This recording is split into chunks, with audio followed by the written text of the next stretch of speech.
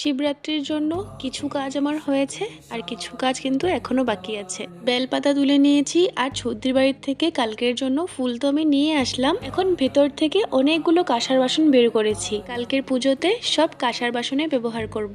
অনেকদিন ভেতরে থাকাতে বাসনগুলো একটু নোংরা হয়ে গেছিল, তাই আমি লেবু আর তেঁতুল দিয়ে বাসনগুলোকে মেজে একদম চকচক করে দিয়েছি। বাসনগুলো মেজে ধুয়ে উল্টো করে রেখে দিয়েছি যাতে জলগুলো ঝরে যায়। কাঁসার বাসন অনেক যত্ন করে রাখতে হয়, একটু জল থেকে গেলেই কিন্তু দাগ বসে যায়। বাসন ধোয়ার কাজ টাজ তো আমার হয়ে গেছে, ভাবলাম সমস্ত পুজোর সামগ্রীগুলো আমি এক জায়গায় রেখে দিই যাতে কাল পুজোর সময় সবকিছু হাতের কাছে পাই, কিছু যেন খোঁজাখুঁজি করতে না হয়। সব কিছু গুছিয়ে কিচেনটাকে সুন্দর করে ঝাড়ু মেরে এখন কিন্তু পরিষ্কার করে মুছে নিচ্ছি। তবে সকালে কিন্তু কিচেন আর বাকি রুমগুলো আমি মুছে পরিষ্কার করেই নিয়েছিলাম। এখন বাসন ধোয়ার সময় একটু জল পড়েছিল, তাই আমি সেটা পরিষ্কার করে নিলাম। কিচেন ক্লিন করে স্নান টান করে আমি কিন্তু আবার উপরে এসে পড়লাম। সকালে তো চুল ভিজিয়ে স্নান করেছি, তাই এখন আর চুল ভেজালাম না, শুধু মাথার তালাটা ভিজিয়ে নিয়েছি। চতুর্দশী লাগার আগে আমি যা খাবার খেয়েছি, এখন যেহেতু চতুর্দশী লেগে গেছে, যতক্ষণ না চতুর্দশী ছাড়ছে ততক্ষণ আমি আর কিচ্ছু খাবো না। আর এখন যেহেতু চতুর্দশী লেগেই গেছে, ভাবলাম একবার বাবার মাথায় আমি জল ঢেলেই দিই। তাই স্নানের পর গঙ্গা জল ছিটিয়ে সম্পূর্ণ বাড়িটাকে আমি শুদ্ধ করে নিয়েছি। তারপর একটু জলে গঙ্গা জল মিশিয়ে বাবাকে স্নান করিয়ে